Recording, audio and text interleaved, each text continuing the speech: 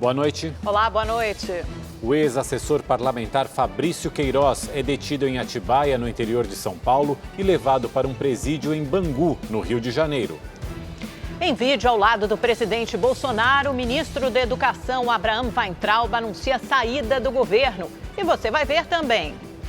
O Supremo Tribunal Federal decide que o inquérito sobre notícias falsas e ameaças aos ministros vai prosseguir. Funcionários denunciam falta de profissionais e medicamentos num dos principais hospitais da Baixada Fluminense. Em São Paulo, a quarentena provoca aumento nos quadros de depressão e redução no atendimento a pacientes com doenças crônicas. Fabrício Queiroz, ex-assessor do senador Flávio Bolsonaro, foi preso hoje pela manhã em Atibaia, no interior de São Paulo. Queiroz é investigado por participação no suposto esquema de rachadinha na Assembleia Legislativa do Rio de Janeiro. Fabrício Queiroz, ex-assessor e ex-motorista de Flávio Bolsonaro, foi preso no imóvel de Frederic Wassef, em Atibaia, a 70 quilômetros da capital paulista. Wassef é advogado da família Bolsonaro. Sem resistir, Queiroz foi levado ao Instituto Médico Legal para exame de corpo de delito e, em seguida, ao Departamento de Homicídios e Proteção à Pessoa da Polícia Civil. O delegado que comandou a operação aqui em São Paulo afirmou que Queiroz vivia há 1 ano no imóvel de Atibaia, segundo o caseiro do local. Mais tarde, o mesmo caseiro negou que tenha dado essa informação. Nos últimos 10 dias, a pedido dos promotores do Rio de Janeiro, a Polícia Paulista fez uma campana para monitorar toda a movimentação da casa. Do DHPP em São Paulo, Queiroz foi transferido de helicóptero ao Rio de Janeiro, onde deu entrada na cadeia pública de Benfica, na Zona Norte, e depois levado ao presídio de Bangu, na Zona Oeste, onde, segundo a Secretaria de Estado de Administração Penitenciária, vai cumprir isolamento social por 14 dias por prevenção ao contágio e disseminação da Covid-19. O mandado de prisão preventiva foi expedido pela Justiça do Rio de Janeiro a pedido do Ministério Público, que afirma que o ex-assessor parlamentar continuava cometendo crimes e dificultando as investigações. Queiroz é investigado desde 2018 por corrupção num esquema chamado de rachadinha na Assembleia Legislativa do Rio, a Alerj. De acordo com o antigo Conselho de Atividades Financeiras, o COAF, Queiroz movimentou R$1.200.000 de maneira atípica entre 2016 e 2017, incluindo depósitos e saques. A Justiça também decretou a prisão preventiva da esposa de Queiroz, Márcia Oliveira Aguiar, que é considerada foragida. Na época, ela trabalhou como assessora parlamentar de Flávio Bolsonaro. O advogado de Queiroz não soube dizer por que ele estava morando na casa de Atibaia. Ele falou que estava em São Paulo porque ele tem ido a São Paulo com alguma regularidade por conta do tratamento médico. Mas não me disse, eu também não perguntei por que estava na casa do Frederico. Pelas redes sociais, Flávio Bolsonaro se pronunciou. Disse que encara com tranquilidade os acontecimentos de hoje e que a verdade prevalecerá. Nas palavras dele, mais uma peça foi movimentada no tabuleiro para atacar Bolsonaro. E uma outra notícia movimentou Brasília nesta quinta-feira, a saída do ministro da Educação, Abraham Weintraub. A repórter Carolina Aguiar acompanhou essa história e tem mais informações. Oi, Carol, boa noite. A gente sabe que essa saída estava sendo negociada nos bastidores nos últimos dias. Ele terá uma saída honrosa e é quase uma tentativa de selar um acordo de paz com o Judiciário, com o Supremo Tribunal Federal. Conta pra gente qual será o destino de Weintraub, Carol. Boa noite, Amanda. Boa noite, Mauro. Bom, o destino de Weintraub acabou de ser confirmado pelo Ministério da Economia. Em nota, o Ministério da Economia confirmou que já indicou Weintraub para o cargo de diretor executivo do grupo que representado pelo Brasil no Banco Mundial. Bom, como você já disse, a demissão dele já era esperada e foi anunciada pelo próprio Weintraub nas redes sociais. Ele postou um vídeo ao lado do presidente Jair Bolsonaro dizendo que vai deixar o cargo e agradecendo a oportunidade. Weintraub evitou falar sobre Mas ele já vinha desgastado há algum tempo, principalmente por causa das críticas ao Congresso e ao Supremo Tribunal Federal. Tanto que ele se tornou alvo de um inquérito do STF por causa de ofensas aos ministros da Corte. No vídeo, o presidente Jair Bolsonaro ele se limitou a dizer que está num momento complicado, mas que mantém todas as promessas de campanha. O substituto de Weintraub ainda não foi definido, mas o secretário executivo da pasta, Antônio Paulo Vogel, deve ser nomeado como interino, ali como ministro da Educação interino por algum tempo. Carolina Aguiar, ao vivo de Brasília para o Rede TV News. Obrigado, Carol. O Supremo Tribunal Federal confirmou o prosseguimento das investigações do inquérito que investiga notícias falsas e ameaças contra a Corte. A maioria foi formada ainda na sessão de ontem. Hoje, dos 3 ministros que ainda faltavam votar, apenas Marco Aurélio Mello se posicionou contra o inquérito aberto pelo próprio STF. Assim, o placar terminou em 10-1 pela legalidade do inquérito. Funcionários do Hospital Adão Pereira Nunes, um dos principais da Baixada Fluminense no Rio, denunciam as condições precárias da unidade. Faltam profissionais e medicamentos. E, além disso, segundo os funcionários, o número de mortes está acima do que eles consideram normal. As imagens foram gravadas na UTI do Hospital Estadual Adão Pereira Nunes, em Duque de Caxias. A unidade administrada pelo Instituto Iabas é o centro de referência para pacientes com Covid-19 em um dos municípios mais populosos do Rio. Em um grupo de conversas de um aplicativo, eles contam que profissionais decidiram faltar um plantão porque não estavam recebendo. De acordo com os servidores, a falta de médicos e de medicamentos tem levado os pacientes do hospital à morte. Pacientes entubados. 100% deles até agora não conseguiu sair nenhum vivo. Todos que entram no tubo vão a óbito. Falta medicação essa para sedação, dormonide, fentanil, outras medicações que nem a cloroquina, Tamiflu também está em falta. Eles não têm para poder disponibilizar no tratamento do Covid. As equipes estão defasadas, outros médicos pedem demissão por ser sistema PJ e a gente está numa situação muito complicada. Os enfermeiros relatam que a UTI está lotada, chegando a comportar 17 pacientes. A estrutura também está deteriorada. Banheiros e pias com vazamentos próximos à unidade. Goteiras. Uma das mensagens diz que o aparelho de ar-condicionado está quebrado e que há moscas no local. Também faltam swabs, os cotonetes usados nos exames para detectar o coronavírus, e equipamentos de proteção individual. O dreno de um paciente com hemorragia saiu da cavidade pulmonar. Segundo os enfermeiros, o setor cirúrgico não respondeu ao chamado da médica de plantão, que disse que não tinha o que fazer. Tem havido muitos óbitos no hospital. No último plantão, só em uma das UTIs, houve 6 paradas cardiorrespiratórias. E, infelizmente, não foi possível salvar todos os 6. Com isso, houve óbitos. Óbitos que poderiam ter sido evitados se não fosse a omissão e descaso da chefia de enfermagem e médica. Os funcionários também dizem que constantemente são vítimas de assédio moral. As chefias, elas agem de uma forma ríspida com a gente. Se a gente não for trabalhar, independente dessa situação que a gente está vivendo, a gente é punido, né? Muitas das vezes até rola demissão. Acontece de funcionário ser demitido, de funcionário ser afastado, de funcionário tomar uma suspensão, de funcionário ter que ir trabalhar até em outro setor que não é aquele que ele foi contratado. O contrato do Instituto Iabas com o governo do Rio para administrar o Hospital Adão Pereira Nunes é de 16,5 milhões de reais por mês. Hoje, a dívida do governo com a OS já chega a 24 milhões e o valor era ainda maior. Nessa semana, o Estado pagou cerca de 9 milhões de reais ao Instituto, que afirmou que a quantia é o suficiente para cobrir a folha de pagamento do mês.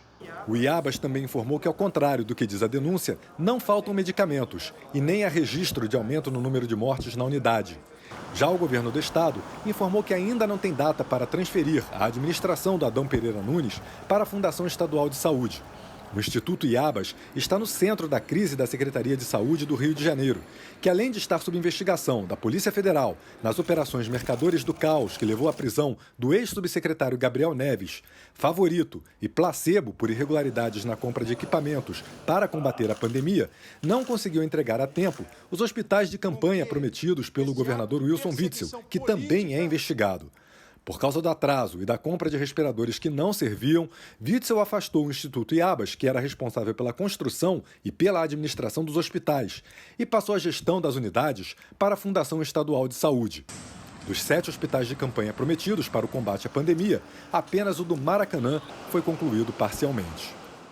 Em Belo Horizonte também há preocupação com os hospitais, no caso, com o baixo estoque de alguns medicamentos utilizados por pacientes internados nas UTIs. A quantidade de anestésicos, por exemplo, é suficiente apenas para os próximos 20 dias. Mais de 80% dos leitos de UTI destinados aos pacientes com coronavírus já estão ocupados em Belo Horizonte. Com os hospitais cheios e o número de casos aumentando, a capital mineira vai abrir mais 30 vagas de terapia intensiva para garantir o atendimento às vítimas mais graves. Mas a grande preocupação é com o estoque de alguns remédios que está no limite. Os médicos estão preocupados com a falta de anestésicos e sedativos que são usados na intubação de pacientes com Covid-19.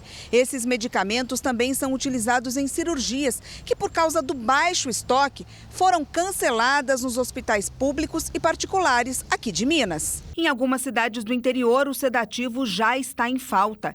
Na última semana, um paciente precisou ser transferido para a Santa Casa de Belo Horizonte, que enfrenta o mesmo problema. Este outro hospital filantrópico chegou a emprestar doses para outra unidade de saúde da capital, mas o estoque também está contado. O Hospital da Baleia hoje tem um estoque de segurança que nos garante um tempo de 45 a 60 dias de segurança para atender os nossos pacientes. Mas o que nós estamos vendo é uma preocupação importante, porque apesar das nossas tentativas de cotação junto a laboratórios e fornecedores, a gente não está tendo sucesso para comprar novos medicamentos. A Secretaria de Saúde de Belo Horizonte diz que o estoque dos hospitais públicos é suficiente para apenas 3 semanas. A fundação que gerencia os hospitais públicos de Minas Gerais disse que a procura pelos anestésicos é grande em todo o mundo e pode demorar para resolver a situação. Bom, em plena pandemia do coronavírus, a gente viu crise em hospital no Rio de Janeiro, depois em Minas Gerais e agora a gente volta para o Rio de Janeiro, mas nos hospitais de campanha. Olha só, depois de 6 adiamentos, o Hospital de Campanha de São Gonçalo, na região metropolitana do Rio de Janeiro, foi inaugurado. A unidade tem capacidade para 200 leitos, mas foi aberta com 40, 20 de enfermaria e mais 20 de UTI. Os sucessivos atrasos levaram o deputado estadual Felipe Poubel, do PSL, a invadir o local com homens armados, o que retardou ainda mais os trabalhos. A gestão do Hospital de São Gonçalo será de responsabilidade da Fundação de Saúde, que assumiu as unidades depois que o Instituto Iabas foi afastado. A Fundação de Saúde informou que a próxima unidade a ser entregue será de Nova Iguaçu, na Baixada Fluminense. Dos 7 hospitais previstos pelo Estado, apenas o do Maracanã já estava funcionando, mas também de forma parcial. A Organização Mundial da Saúde prevê que milhões de doses da vacina contra a Covid-19 têm chance ainda de ser produzidas neste ano. E uma das pesquisas mais adiantadas envolve a parceria entre uma farmacêutica chinesa e o Instituto Butantan, em São Paulo. O anúncio foi dado na semana passada pelo governador João Dória. A parceria com a farmacêutica chinesa Sinovac e o Instituto Butantan pode trazer a notícia mais esperada pela população mundial, a tão sonhada vacina contra o novo coronavírus. A vacina é resultado de pesquisas de um laboratório chinês, mas ainda precisa ser testada em um país onde os casos de Covid-19 estão em alta. Por isso, o Instituto Butantan não virou parceiro dos chineses por acaso. Referência na fabricação de outros tipos de vacinas, foi considerado apto a dar continuidade aos trabalhos iniciados no país asiático. Depois de ser desenvolvida em laboratório, a vacina passou por 2 etapas de testes em humanos, isso ainda lá na China. O Instituto Butantan entra na última fase. Se for aprovada aqui, ela pode finalmente ser reconhecida como eficaz no combate ao coronavírus. São 136 vacinas sendo testadas em todo o mundo, mas somente 10 estão na fase final, e essa é uma delas. O próximo passo é a avaliação da Anvisa dessa documentação desses dados, né, do produto e dos dados clínicos que foram gerados com os estudos que já foram feitos na China. Então, com a aprovação da Anvisa, aí sim o Butantan vai poder começar a fazer o recrutamento, né, dos voluntários e também a definição dos centros clínicos que vão participar dessa fase 3 de pesquisa clínica. A Anvisa vai definir também os critérios para a escolha de voluntários. 9.000 pessoas devem receber a dose da vacina na última fase de testes. Nas ruas, ser ou não voluntário divide opiniões. Sim, aceitaria, até porque seria até mesmo para ajudar, né? As pessoas terem mais confiança para tomar, né? Vendo que outras pessoas estão se dando bem, tá sendo contra, né, esse vírus, então aceitaria tranquilamente. Então, eu não aceitaria. Eu acredito que existem outras formas para poder você participar dessa vacina. Sim, aceitaria. Para um bem maior de toda a população aqui do Brasil, eu toparia numa boa. É preciso ir com calma, porque mesmo depois da fase de testes com voluntários, a vacina não vai estar disponível de uma hora para outra. O prazo do acompanhamento, né, dos voluntários que farão parte desse estudo é algo que nós estamos estimando também entre 8 e 12 meses. Essa experiência é muito importante, né? 10 vacinas na fase de testes e uma delas aqui no Brasil, no Instituto Butantan. Muito bacana mesmo. E aí também tem o tratamento, os medicamentos. O Ministério da Ciência e Tecnologia está testando um medicamento contra a Covid-19 que começará a ser usado em pacientes nas próximas semanas já. Pois é, até o momento, os resultados de laboratório dessa substância são positivos. Agora vem a próxima fase, que é o estudo final e que busca voluntários para participarem do projeto. São Caetano do Sul, no ABC Paulista, foi uma das cidades escolhidas pelo Ministério da Ciência e Tecnologia para sediar o estudo clínico com o medicamento nitazoxanida, um vermífugo que já se mostrou eficaz. Nos testes de laboratório, o remédio reduziu em 94% a carga viral de células infectadas pela Covid-19. Medicação que trabalha do ponto de vista gastrointestinal, né? E que se mostrou também já efetivo no tratamento de outras doenças virais também que causam doença gastrointestinal. Então, a esperança é que a nitazoxanida também se reflita eficiente do ponto de vista do estudo clínico, assim como também funcionou nos estudos laboratoriais. A pesquisa está na última etapa, a de testes em humanos. Os pesquisadores estão selecionando 500 voluntários para participarem do estudo. Eles devem ter sintomas leves de gripe associada a febre, tosse, coriza e ter testado positivo para o novo coronavírus. Eles serão acompanhados pela equipe médica por 8 dias. Até o momento, 108 pessoas estão no projeto. Érica é uma delas, já terminou o tratamento. Agora veio fazer os exames para saber se está curada e como o medicamento reagiu no organismo dela. Tomei só ele, tomei de 6 em 6 horas, né? Meu esposo me ajudou, levando para mim nos horários certinhos. E não podia nem atrasar, né? Tinha que tomar a dosagem certa também. A gente está sob o cuidado dos médicos, que são cientistas bons aí, que estão querendo ajudar. E graças a Deus deu tudo certo. Que eu puder falar para as outras pessoas não ter medo, né? Porque vieram falar para mim, não toma, esse remédio é muito forte, mas eu não dei ouvido, né? Eu falei, não, eu vou tomar porque eu tenho que acreditar no que está vindo de novo para a gente, né? Para participar do estudo, o voluntário não precisa ter medo. É só seguir as recomendações do médico. Todo remédio tem que ser utilizado de forma coerente e individualizado. Então, pode haver efeitos colaterais como reações alérgicas. Então, isso é interrompido. Mas a gente acredita que o resultado desse tratamento vai ser muito eficiente. Então, com esse resultado clínico, a gente vai poder utilizar contra o coronavírus, se Deus quiser. E em São Paulo, a pandemia do coronavírus trouxe 2 problemas, quase como se fossem efeitos colaterais, que preocupam as autoridades de saúde. O aumento nos transtornos psicológicos e também a redução do atendimento de pacientes com doenças crônicas. Além da Covid-19, autoridades sanitárias discutem uma outra preocupação: o agravamento dos transtornos psicológicos por causa das restrições da quarentena.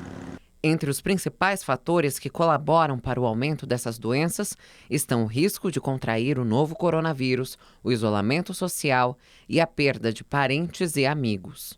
Nós temos muitos desafios e perspectivas no sentido de ampliar o acesso a cuidados em saúde mental. Essa é uma questão mundial. Representantes da saúde do estado de São Paulo acreditam que só durante a quarentena o número de casos de depressão cresceu pelo menos 8%.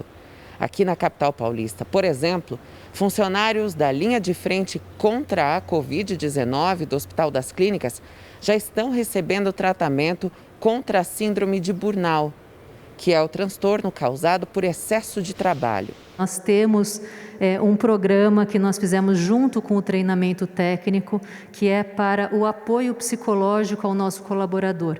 Qualquer um dos colaboradores, seja profissional de limpeza, médico, físio, enfermeiro, tanto faz, eles podem acessar o nosso centro de colaboração ao tratamento psicológico do colaborador. Além dos transtornos psicológicos, a quarentena também traz uma outra preocupação para as autoridades sanitárias: um colapso no atendimento aos pacientes com doenças crônicas, já que grande parte deixou de manter os tratamentos por medo de um possível contágio pelo novo coronavírus. Já estamos monitorando e trabalhando com outras áreas da Secretaria e com os municípios para que as pessoas com doenças crônicas retomem, aquelas que interromperam por alguma razão, retomem o seu tratamento. Em São Paulo, táxis do aeroporto de Congonhas receberam de forma gratuita uma higienização especial para afastar o risco de contágio pelo novo coronavírus. A aplicação do produto é uma forma de proteger tanto os motoristas quanto os passageiros. Esse tipo de limpeza em veículos também é usado em hotéis, escritórios e terminais. O líquido não é tóxico e promete atingir 100% da superfície, limpando os carros de forma segura. Hoje aqui nós estamos fazendo uma pulverização com o produto Biguanida nos taxistas, nos bancos dos carros, nas partes plásticas, nas partes metálicas, que é uma camada protetora que dura aproximadamente umas 2 horas, 2 horas e meia, sem muito fluxo, onde desinfecta totalmente o automóvel. Para os taxistas, esse reforço na limpeza faz toda a diferença. Sem sombra de dúvida, isso está sendo muito importante, devido a que a gente precisa se cuidar e evidentemente, cuidar dos nossos passageiros, que são o mais importante, né? E o cuidado é rápido. A aplicação é feita em apenas 5 minutos. E tem novidade na tela da Rede TV. É o Rede TV Plus, que te garante muita interação e a chance de ganhar prêmios. Agora ficou ainda melhor assistir à Rede TV. Você pode participar de maneira interativa dos programas e ainda concorre a um festival de prêmios. Tem smartphones e até carros. Para saber mais e participar é fácil. Todas as informações você encontra no site redetvplus.com.br. O Ceará registrou a menor taxa diária de transmissão do coronavírus desde o início da pandemia. As informações com Emerson Tchalian. Segundo dados divulgados pela Secretaria da Saúde, a taxa de transmissão da Covid-19 no início dessa semana ficou em 0,73. No começo da pandemia, em março, a taxa era de 2,34. Quanto maior a taxa, maior é o risco de disseminação do vírus. Os números vêm caindo desde o final de maio. Fortaleza continua na fase 1 de reabertura da economia. Hoje chegaram mais 24 toneladas de insumos hospitalares para o tratamento dos pacientes. São equipamentos de proteção individual e respiradores mecânicos. Os insumos vieram da China e vão reforçar a rede municipal de saúde. De Fortaleza, Emerson Tchalian para o Rede TV News. E vamos aos números do Ministério da Saúde sobre o novo coronavírus no Brasil. Cerca de 480 mil pessoas se recuperaram da Covid-19. O Ministério também informou que 448 mil pacientes permanecem em acompanhamento. E o país acumula mais de 47 mil mortes provocadas pelo vírus. A Polícia Civil do Rio de Janeiro concluiu as investigações sobre o caso do menino Enzo, de 4 anos, morto na festa de aniversário no início do mês, em Bagé, na Baixada Fluminense. Após a análise de depoimentos e provas técnicas, os investigadores concluíram que Pedro Vinícius Pedidor, de 21 anos, atirou na direção de Douglas Enzo Maia com intenção de matar. Apesar de não conhecer o menino, ele foi à comemoração de aniversário por ser amigo de outro convidado. Ainda segundo a Polícia Civil, o ex-soldado do Exército também torceu o braço de Enzo e apertou o pescoço de um dos irmãos da vítima. Pedidor chegou a dizer em depoimento que a arma tinha caído no chão e disparado acidentalmente. Na época, a família do menino negou a versão. O homem, que foi preso em flagrante por porte ilegal de arma e homicídio culposo quando não há intenção de matar, agora vai responder por homicídio doloso e qualificado, por ter sido praticado contra uma criança. E outra história absurda, um idoso de 78 anos que atuava como pai de santo na Grande Belo Horizonte foi preso por estupro. 4 mulheres afirmam terem sido abusadas durante rituais. O homem de 78 anos oferecia serviços espirituais em um centro que funcionava nesta casa em Contagem, na Grande Belo Horizonte. Um aviso na porta diz que o lugar está fechado por causa da pandemia, mas lá dentro os atendimentos aconteciam normalmente. 4 mulheres procuraram a polícia e fizeram a mesma denúncia nos últimos dias. Ele indicou a realização de alguns banhos. Ela fez um primeiro banho, ela achou esse primeiro banho assim, um pouco diferente do que ela já tinha feito em outros centros ubandistas. Ela falou que achou estranho ter ficado sozinha, ter ficado nua, mas não teve nenhum tipo de violência sexual nesse primeiro momento. Já no segundo banho, as coisas pioraram e a violência sexual de fato aconteceu. Essa mulher foi uma das vítimas. E quando ele jogava os banhos, ele passava a mão por todo o meu corpo, né? Mas eu achei, na verdade, eu achei estranho, porém não levei em consideração, porque eu acho que eu pensei que pudesse fazer parte da religião. E por eu estar tanto querendo resolver esse problema emocional meu. As 4 vítimas que já apresentaram denúncia têm idades entre 23 e 37 anos. A polícia espera que outras mulheres possam reconhecer o homem e também procurar a delegacia. Preso preventivamente, o suspeito vai responder por violência sexual mediante fraude. Para esta outra jovem, que também foi abusada, ficou o trauma. É muito triste. Muito triste porque a gente acha que nunca vai acontecer com a gente. Até que a gente se encontra nessa situação de às vezes olhar para o lado e falar assim, será que todo mundo que chegar perto de mim eu vou ver maldade? Vai abusar de mim, eu não vou saber que eu estou sendo abusada. Vamos à previsão do tempo para todo o Brasil.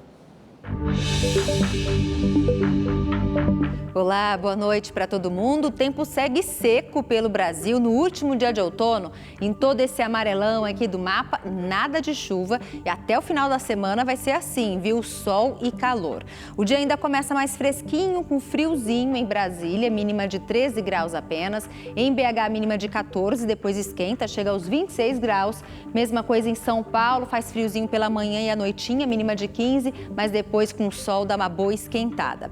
No Rio de Janeiro, gente, o dia já começa abafado, mínima de apenas 20 graus e as temperaturas ficam perto dos 30 graus durante a tarde, muito sol e calor nos próximos dias aí para os cariocas. Temperaturas elevadas lá no sul do Brasil. Em Porto Alegre, amanhã, máxima de 30 graus, pode ter chuva aí no finalzinho do dia, chuva fraca, isolada. Em Floripa faz sol o dia todo e a máxima é de 28 graus. E as chuvas mais intensas e volumosas seguem concentradas aqui na faixa norte do Brasil, entre o Amazonas e o Ceará e o tempo continua muito instável aqui em todo o litoral do Nordeste. O dia vai ser mais uma vez de bastante chuva, tempo encoberto lá em Salvador. Em Recife, mesma coisa, em João Pessoa também tempo instável, bastante carregado. Bem diferente de Cuiabá, onde vai fazer muito sol e calor de 34 graus. Em Porto Velho e Manaus, a máxima é de 32 graus. Eu fico por aqui, uma ótima noite para você. Até amanhã. Tchau, tchau. O Banco Central divulgou hoje seu índice de atividade econômica, o IBC-BR, indicador considerado prévia do PIB. E os números mostram o impacto da pandemia do novo coronavírus. O mês de abril registrou uma retração de 9,73% em comparação com março, a maior queda em 17 anos. Os dados de abril refletem o primeiro mês completo de quarentena no país. Morreu em Natal, no Rio Grande do Norte, o empresário Nevaldo Rocha, de 91 anos, fundador do grupo Guararapes e dono das lojas Riachuelo. Em 1947, Nevaldo fundou a companhia que controla a Riachuelo, que hoje tem mais de 300 lojas no país e emprega mais de 40 mil funcionários. O empresário era viúvo e deixa 3 filhos, netos e bisnetos. Nevaldo morreu em casa e a causa da morte não foi revelada. Hoje, durante sua live semanal nas redes sociais, o presidente Jair Bolsonaro falou sobre a prisão do ex-assessor do senador Flávio Bolsonaro, Fabrício Queiroz. O presidente disse que Queiroz não era foragido e estava em Atibaia porque o local era próximo ao hospital onde o ex-assessor faz um tratamento contra o câncer. Primeiro aqui a questão da operação de hoje sobre a prisão do Queiroz. Deixo bem claro, não sou advogado do Queiroz e não estou envolvido nesse processo. Mas o Queiroz não estava foragido e não havia nenhum mandato de prisão contra ele. E foi feita uma prisão espetaculosa, né? Já deve estar no Rio de Janeiro, deve estar sendo assistido pelo advogado e a justiça aí siga o seu caminho. Mas parecia que estavam prendendo o maior bandido da face da terra. Mas que a justiça, eu digo, siga o teu caminho. Repito, não estava foragido e não tinha nenhum mandado de prisão contra ele. Né? E, tranquilamente, se tivessem pedido ao advogado, eu acredito, o comparecimento dele a qualquer local, ele teria comparecido. E por que estava ali naquela região de São Paulo? Que é perto do hospital onde faz tratamento de câncer. Então, esse é o quadro. Da minha parte, está encerrado aí o caso Queiroz. Os catadores de material reciclável de Belo Horizonte enfrentam dificuldades depois que a coleta seletiva foi suspensa pela prefeitura por causa da pandemia do coronavírus. Pois é, Amanda, essa medida afetou mais de 3 mil catadores e sem a principal fonte de renda, eles passaram a depender de doações. Felipe sempre carregava o caminhão dele com mais de 1 tonelada de material reciclável. Com a pandemia, o faturamento caiu pela metade. Ganhava 2.000, agora estou ganhando 1.000 por mês. Para rodar com um caminhão desse tamanho. Imagina uma pessoa ainda que anda com carrinho, é 10 vezes pior do que eu ainda. É o caso da Fabiana, que trabalha com reciclagem há 6 anos e também está preocupada. Antes da pandemia, eu tirava um salário. Agora eu tiro muito menos do que um salário mínimo. O drama dessas pessoas começou no dia 23 de março, quando a coleta seletiva foi suspensa pela prefeitura aqui de Belo Horizonte por causa do risco de contaminação pelo coronavírus. A medida afetou mais de 3 mil catadores autônomos e de cooperativas. Antes da crise, as associações recebiam doações de toneladas de resíduos recicláveis e cerca de R$28 mil pela prestação do serviço. Agora, a distribuição de cestas básicas não é suficiente. A gente ainda depende de outros tipos de despesa, né? Luz, água, aluguel. Muitos dos nossos companheiros não conseguiu o auxílio emergencial do governo. A pandemia afetou também o valor dos materiais recicláveis. A latinha de alumínio, por exemplo, que era vendida a R$ 3,50 o quilo, agora é comprada por apenas 40 centavos pelas empresas de reciclagem. A gente depende delas, tem que vender no preço que eles colocam, né? Infelizmente, não tem como a gente debater, a gente é pequenininho. Com a crise, alguns bairros passaram a registrar aumento do número de pessoas procurando materiais recicláveis em meio ao lixo comum, o que pode ser ainda mais arriscado. As cooperativas aguardam uma resposta da Prefeitura sobre um projeto feito com a ajuda de parceiros para a retomada do trabalho. O projeto que foi criado, que vai pedir à população que faça uma separação melhor, tomando cuidado de higienizar os materiais, fazer a quarentena, vai contribuir também para a saúde dos catadores não organizados. Se a gente não tiver esse retorno, se a gente não retornar, a gente não sabe mais o que fazer. Vamos ao comentário de Boris Casoy. Boa noite. Essa trágica pandemia trouxe ao noticiário do país uma série de descobertas, entre aspas. Uma delas foi expor a real situação social e a gritante desigualdade existente aqui no Brasil. Na verdade, são fatos conhecidos há muitos e muitos anos. A pandemia teve apenas o condão de expor o quadro de maneira bem clara, bem marcante. O fato serve como um aviso para todos nós de que algo verdadeiro e sério precisa ser feito. Não se trata, é claro, de uma tarefa fácil do dia para a noite, mas possível num prazo razoável. E nossa democracia tem todos os instrumentos para esse tipo de tarefa. Vivemos uma situação intolerável sob o ângulo humanitário e também político, com enorme parcela da população impedida de usufruir da riqueza nacional.